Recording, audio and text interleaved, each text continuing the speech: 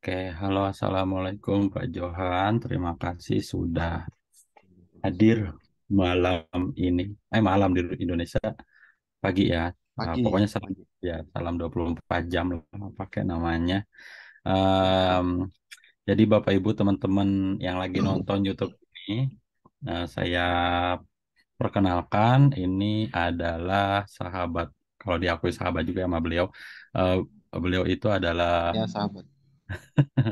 Beliau itu adalah panutan saya, namanya Pak Johan Syah Brudin. Beliau sekarang lagi kuliah S3 ya di Universitas Negeri Yogyakarta dengan beasiswa yang populer banget sekarang, incaran dosen-dosen BPI. Banyak yang nanya-nanya ke saya itu beasiswa BPI. Tapi karena saya pernah daftar BPI dan gak lolos, jadi saya nggak bisa jawab. Karena kalau saya jawab, saya sotoy dan menyesatkan. Dengan begitu saya minta tolong Pak Johan aja nih yang ngerti tentang beasiswa BP karena beliau awardee-nya gitu. Beliau ini penerima banyak beasiswa, macam-macam. Ada apa aja Pak Johan beasiswa-beasiswa yang pernah didapetin? Enggak lah, enggak banyak. Cuman tiga. Apa aja tuh? Zaman S1 namanya apa dulu ya, lupa. Semacam kayak BBM gitu loh. Terus zaman BM. S2. Terus, Terus zaman S2 itu BPPDN. Panjangannya apa ya? Beasiswa Program Pasca Sarjana Dalam Negeri. Kalau nggak salah gitu kan. Terus mantap. yang ketiga ya BPI ini di S3. Dulu sih namanya bukan BPI. Waktu awal daftar itu kan beasiswa ini ya. Beasiswa dosen perguruan tinggi akademik. Oh Giliran gitu. udah diterima, oh, tahu-tahu kok namanya jadi BPI. Sekarang berubah lagi namanya jadi BPPT kalau nggak salah. Oh iya, apa itu kepanjangannya? Duh, kurang paham saya.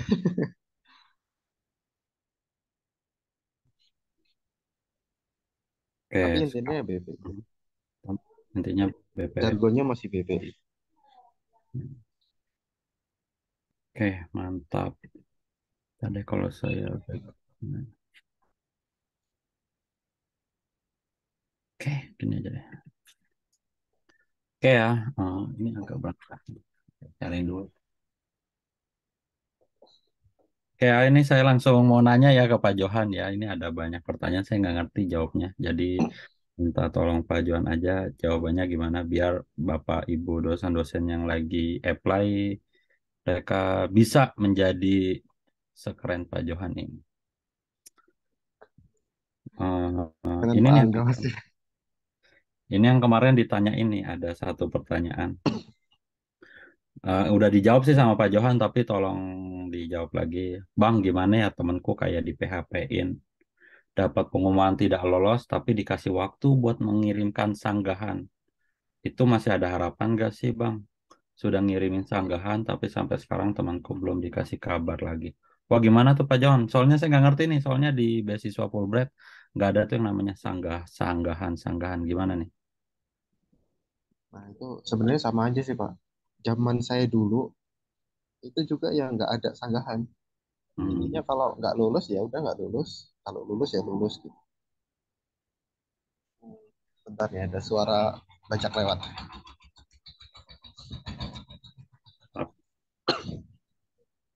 Oke. Jadi intinya sama aja, nggak ada sanggahan. Kalau lulus lulus, kalau enggak ya enggak. Dulu seperti itu.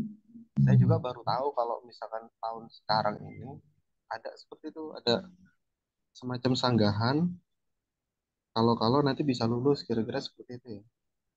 Nah, kalau saran saya dulu tuh jujur ya, saya itu termasuk orang yang nggak lulus di kloter pertama. Tahun 2021 itu kuotanya cuma sedikit, cuman apa ya? Pokoknya saya nggak lolos di kloter pertama. Dan karena waktu itu saya udah niat untuk kuliah, dan kalau beasiswa BPI itu menurut saya itu sebenarnya secara administrasi sepertinya ya sekian banyak dosen itu memenuhi kualifikasi. Kan syaratnya relatif mudah ya. Ya yang penting keterima di kampusnya, terus apalagi ijazah segala macam, terus ada TOEFL. TOEFL kan Kalau TOEFL kan jelas ya, kalau misalkan syaratnya 500, ya itu 500. Asalkan kita punya sertifikatnya, sertifikat yang asli ya, misalkan IPS ya. Nah, kalau misalkan itu kita yakin itu skornya 500 dan di sertifikatnya benar-benar 500, ya udah berarti kan kita memenuhi kualifikasi. Hanya saja waktu itu kuotanya tuh sedikit. Saya juga nggak tahu itu eh, pemilihannya tuh atas dasar apa, random aja atau gimana nggak tahu juga. Atau mungkin gede-gedean skor TOEFL-nya atau bagaimana ya nggak tahu juga. Terus atau hanya mempertimbangkan apa namanya sebaran dari beberapa kampus, misalkan dari kampus ini ngambil beberapa, di sini beberapa gitu. Saya juga kurang tahu. Yang jelas waktu itu saya nggak lolos di gelombang pertama. Dan waktu itu nggak ada wacana ada gelombang kedua. Tapi karena saya udah niat mau kuliah dan alhamdulillah ada tabungannya waktu itu. Jadi ya udah nekat daftar ulang. Kami udah kuliah setelah bulan kalau nggak salah. Tahu-tahu ada pengumuman susulan bahwasanya saya lolos BPI itu, lolos beasiswa. Padahal itu nggak ngurus apa-apa, nggak ngurus masa sanggah atau apa nggak ada. Emang nggak ada sanggahan itu nggak ada waktu itu. Tahu-tahu lulus aja dan lulus ya udah terus SPP-nya dibalikin segala macam dapat biaya hidup. Nah, kira-kira seperti itu. Jadi kalau menurut saya kalau emang teman-teman itu yakin berkasnya itu udah memenuhi syarat untuk dapat beasiswa, mungkin nggak lulusnya karena kuota terbatas, mungkin ya. Ya, kalau emang udah yakin ingin kuliah, lanjut aja. Insya Allah ada rezekinya nanti. Entah itu rezekinya dari yang lain atau mungkin itu tadi kayak saya dapat kejutan tahu-tahu lolos beasiswa. Padahal awalnya nggak lolos. Kira-kira seperti itu. Dan bisa jadi pihak beasiswa itu juga ini. Nah, waktu itu saya itu kan chatting-chattingnya sama teman-teman yang sama-sama nggak lolos ya. Ternyata yang lolos itu yang emang nekat ngelanjutin kuliah. Yang nggak ngelanjutin, nggak jadi daftar ulang, itu nggak lolos mereka. Bisa jadi pihak beasiswa itu ingin melihat keseriusan kita juga. Kita tuh niat kuliah atau enggak. Nah, di data dari kampusnya, oh ini yang tetap lanjut nih, walaupun nggak dapat beasiswa tetap lanjut. Nah, itu yang dilolos. Gitu. Bisa jadi seperti itu, tapi saya juga kurang tahu atas dasar apa. Yang jelas, kalau kita yakin kita memenuhi kualifikasi dan kita udah yakin ingin kuliah, ya udah lanjut aja. Insya Allah ada rezekinya. Seperti itu, Pak Angga. Mantap jawabannya, bukan sekedar menjawab tapi memberi motivasi. Keren.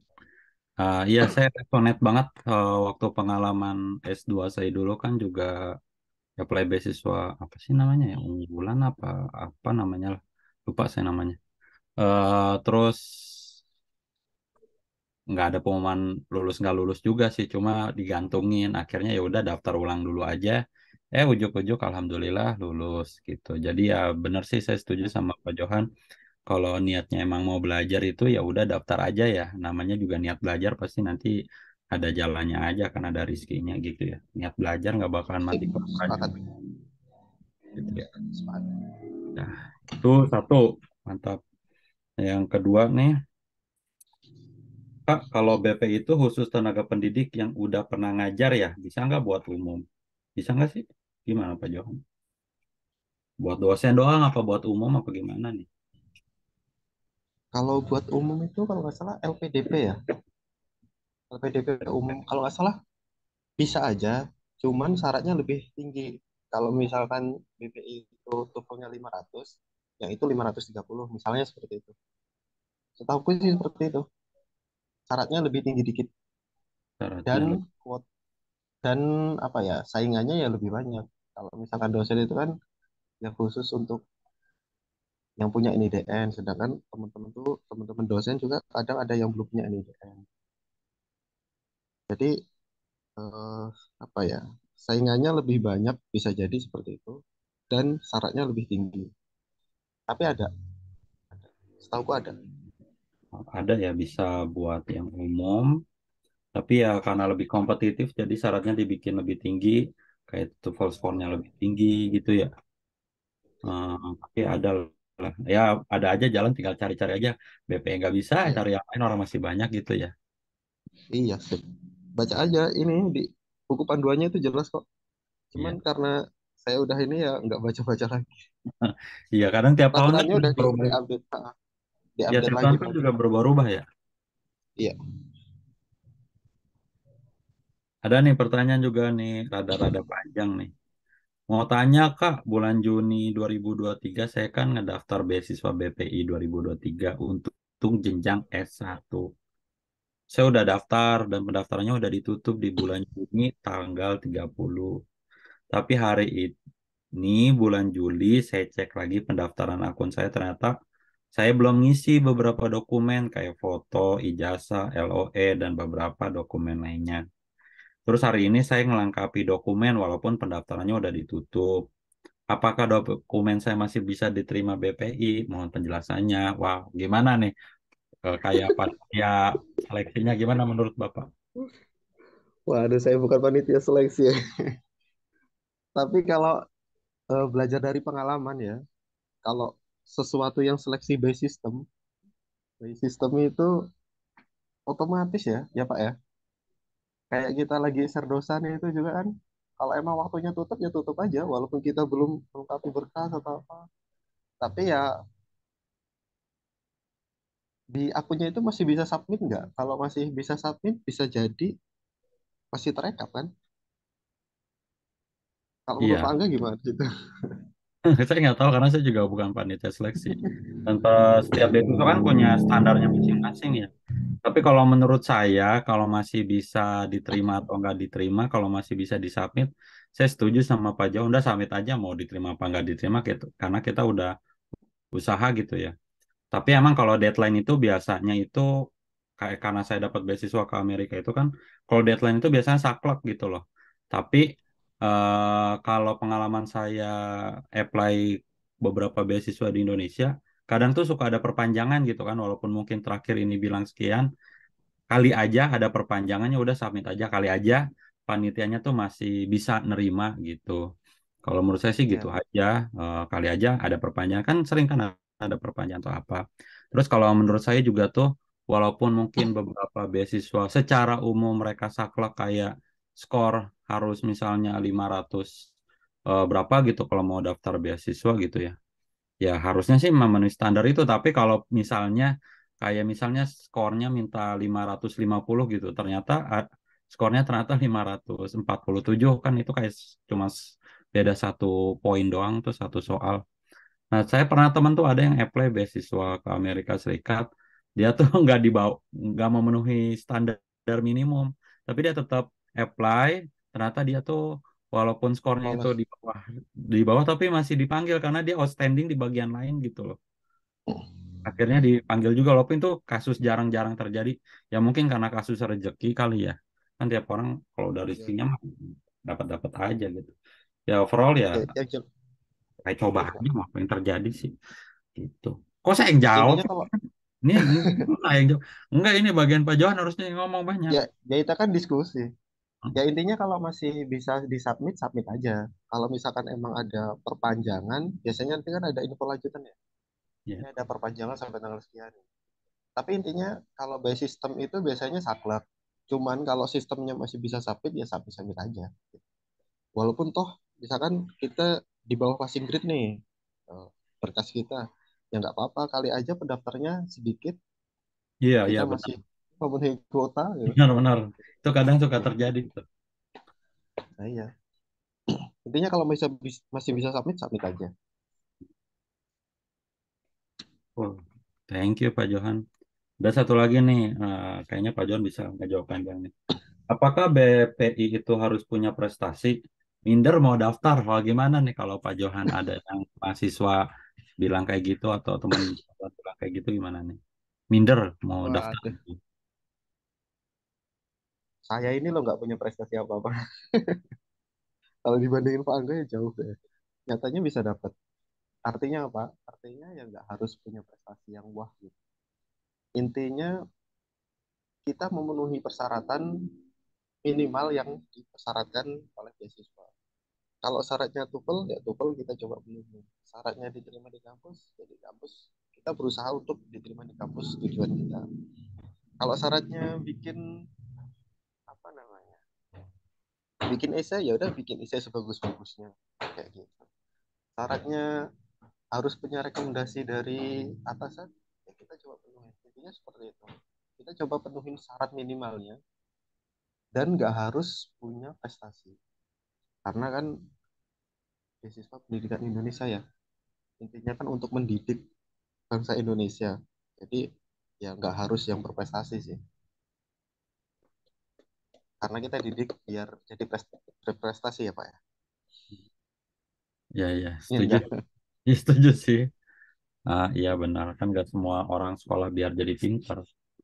Nggak maksudnya kalau kata Pak Ketua Yayasan dulu itu karena kita ngajar di tempat sama itu pasti bilangnya kalau yang disekolahin nggak usah diterusin deh saya jadi lupa nggak usah saya lupa. Ya itu ya pokoknya Ah, kalau yang diterima sekolah itu yang pinter-pinter aja, bagaimana kabarnya yang kurang pintar?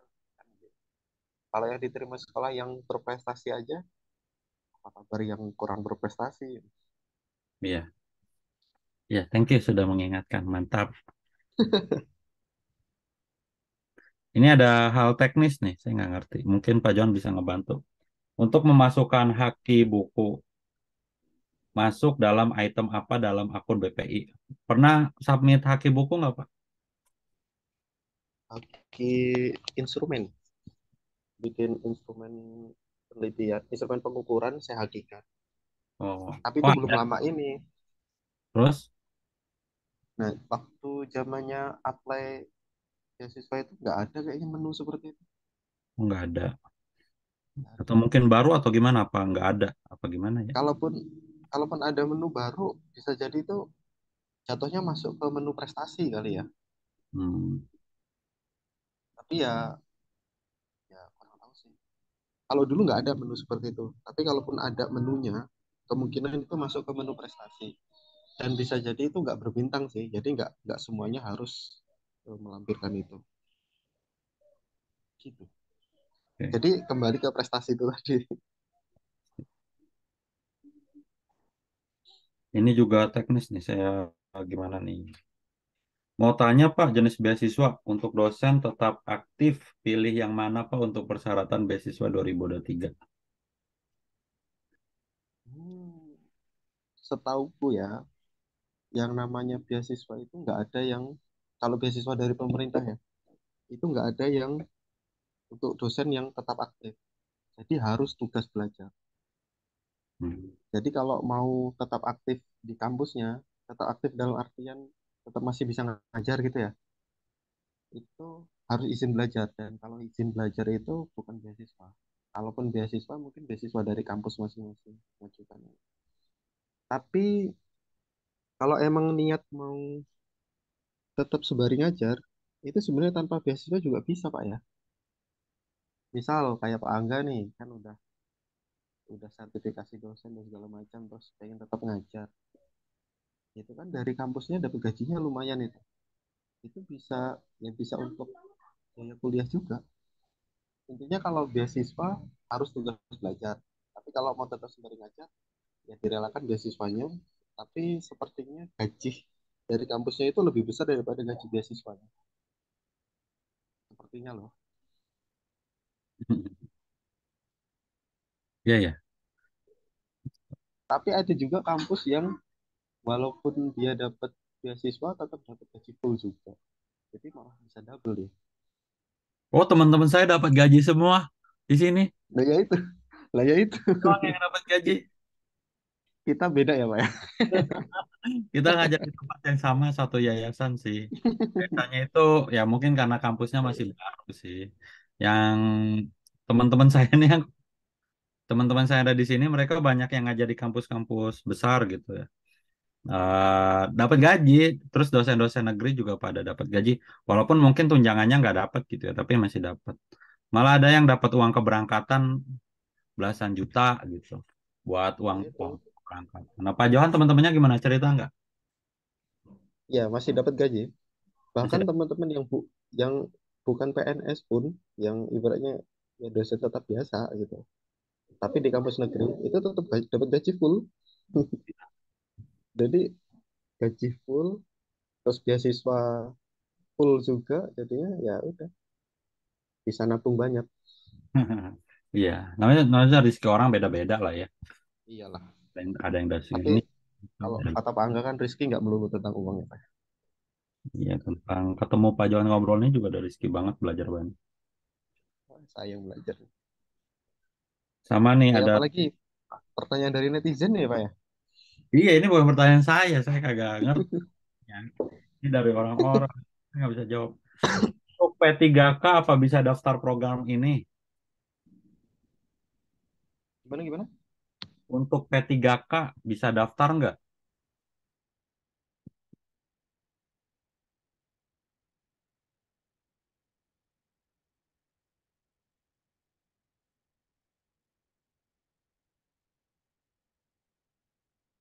Halo Pak Johan. Pak Johan sepertinya kehilangan ini nih. Oh Halo? hilang. Oh, iya, oke, udah. Nih pertanyaannya ya Pak Johan. Untuk P3K bisa daftar nggak? Dosen P3K kan baru ada tahun ini ya, kalau nggak salah. Ini pertanyaan Ke- berapa bulan yang lalu? 3 bulan yang lalu. Kalau setauku gini ya Pak, dosen P3K itu kan baru ada tahun ini. Dan ya namanya dosen P3K itu kan pada dasarnya harus siap mengajar. Jadi dosen di- direkrut untuk segera mengajar. Jadi bukan untuk tugas belajar. Sedangkan kalau beasiswa itu kan mengharuskan tugas belajar. Tapi ya kembali ke kampus ini ya, kampus tempat dia mengaji. Misalkan dia dosen P3K di UNY, terus kuliah di UNY. Nah, status di Diktinya misalkan tugas belajar karena tujuan dari beasiswa tugas belajar. Tapi dari kampusnya tetap diberdayakan supaya mengajar misal seperti itu. Mungkin bisa aja. Tapi ya lagi-lagi itu tergantung kampusnya dan mau atau enggaknya birokrasi kampus tempat dia mengajar itu. Karena kan kalau dia mengajar kan harus dilaporkan ke feeder ya. Nah, kalau misalkan dia statusnya tugas belajar kan nggak bisa dilaporkan ke feeder itu, eh, beban mengajarnya. Nah, itu dialihkan kemana? Nah, itu pertanyaan. Jadi kayak apa ya? Kayak bertolak belakang gitu. Beasiswa menuntut untuk tugas belajar, sedangkan P3K itu menuntut untuk segera ngajar. Jadi seperti bertolak belakang. Tapi ya, ya Allah alam, siapa tahu birokrasi di kampus tempat teman ngajar itu bisa. Ini sedikit pengalaman saya. Jadi kalau secara teknis mungkin tidak bisa apply aja kali aja Rizky gitu kali ya. Kali aja jadi Ya, kasus. tapi kalau kalau statusnya kita lagi beasiswa, terus apply mau daftar dosen P3K, nah itu lebih ribet lagi kasusnya. Hmm. Kasusnya ribetnya gimana? Nah, kalau misalkan kita beasiswa nih, misalkan saya semester 5 beasiswa, terus apply P3K. Nah, saya keterima P3K, misalkan saya keterima P3K di mana ya? Di Unila misal. Nah, di Unila itu kan yang namanya dosen P3K kan harus segera ngajar. Sedangkan saya belum lulus, harus segera ngajar. Berarti saya harus jadi dosen aktif. Nah, kalau dosen aktif, beasiswanya nanti itu ini suruh balikin. Karena ada kasus temen, suruh milih dia. Kamu mau lanjut P3K atau balikin beasiswanya? Gitu. Balikin beasiswanya sekaligus balikin gaji yang dari kampus awalnya. Karena kampus awalnya kan tetap gaji dia, sedangkan dia tugas belajar kan gitu. Terus ujung-ujungnya dia milih, ya kan P3K-nya saya lepas aja. Saya melanjutkan Begitu. kuliahnya dengan beasiswa. Seperti itu. Karena balikinya itu ya lumayan. Oh dia keterima PTK tapi lagi kuliah. Hmm, menarik Nah itu nih. balikinya itu 2 kali lipat gaji ini gaji pokoknya. Jadinya lumayan kan. Gaji Jadi pokok kampus lama apa kampus baru? kampus lama Kampus lama. Oh kampus lama minta 2 kali. Emang ada ya perjanjian? ada. Ada perjanjiannya? Terus ya entah perjanjian tertulis atau enggak, yang jelas minta seperti itu, kampus lama minta dibalikin 2 kali, terus pihak beasiswa minta balikin total, tapi Oh, 1 kali aja kalau beasiswa, karena kan beasiswa masuknya udah banyak, udah kepake. Nah, itu yang repot. Pak Johan mah nggak ada tanda tangan balikin-balikin kan? Nggak ada kalau saya. Dan di UNY kan? Nggak. Kalau di kampus kita itu nggak ada tanda tangan kalau mau pindah, suruh balikin gaji kan nggak ada ya, Pak, ya. Oh, di angkatan kita nggak ada, tapi ada kemarin temen konsultasi, konsultasi apa? Ngobrol-ngobrol, beliau keterima di New Zealand, tapi diminta tanda tangan. Kalau nggak mau tanda tangan, izinnya itu nggak keluar. Karena itu beasiswa dari pemerintah, jadi butuh surat dari kampus. Itu. Jadi akhirnya beliau eh, merasa bimbang. Nggak tahu sih, saya belum tanya lagi. Tapi kayaknya udah berangkat apa belum ya? Pokoknya ada, nggak tahu lah. Pokoknya beliau kemarin bimbang. Karena minta sama kampus eh, kontrak doang sih yang 2N+1. Kalau kita kan nggak ada ya dong. Kalau kita nggak ada, Pak. Pak Angga mau tetap stay di Amerika kayaknya juga nggak bakal dicariin sama pihak Unpad. Nggak di ini maksudnya, nggak didenda atau apa ya. Tapi tetap kalau sampai Pak Angga stay di Amerika kayaknya Unpad merasa kehilangan dosen berbakat. Jadi cepat-cepat balik ke Indonesia lah, Pak. Oh, saya mau belajar dulu fokus, nanti baru berbakti. Oh, itu. Kan saya selalu selalu ini mengadakan pengabdian masyarakat yang beneran, walaupun jauh. Oh iya, iya. Tetap pengabdiannya jalan ya. Udah Pak Johan, itu tadi pertanyaannya udah semua kayaknya. Yang belum-belum saya pernah jawab. Tapi saya soalnya udah pernah nanya ke Pak Tito. Pak Tito kan dapat BPI. Terus saya juga tanya ke Pak Ismu juga tentang BPI. Jadi yang tersisa Ya belum. itu, Ismu Sukanto. Iya sih, Kamto. Ya itu yang udah dapat beasiswa, daftar P3K, keterima. Oh gitu. Ditanyain, kamu mau lanjut P3K-nya tapi konsekuensinya ini, atau mundurin P3K-nya.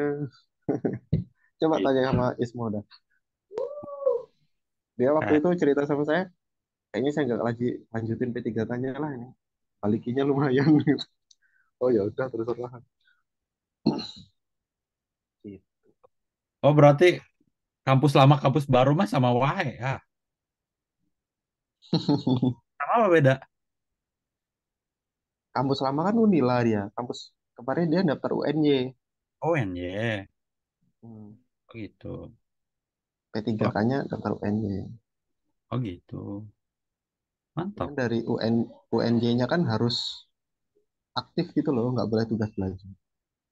Hmm, oke, menarik, menarik. Kalau istrinya juga dosen di Unila, udah PNS apa belum ya? Pokoknya jauh juga lah kalau nerima. Iya, saya juga kemarin, kamu ngapain loh, orang istri di Unila, ngapain kamu daftar UN? Emang enak LDR jauh-jauh gitu. Terlalu jauh Itu itu. Entah siapa yang ngalah, nggak, kamu nggak bisa ngalah juga. terus Samanya akhirnya suaminya ngalah, berarti kan kalau gitu. ya itu terus pertimbangan, mungkin pertimbangannya banyak sih, pertimbangan LDR segala macam, bayar denda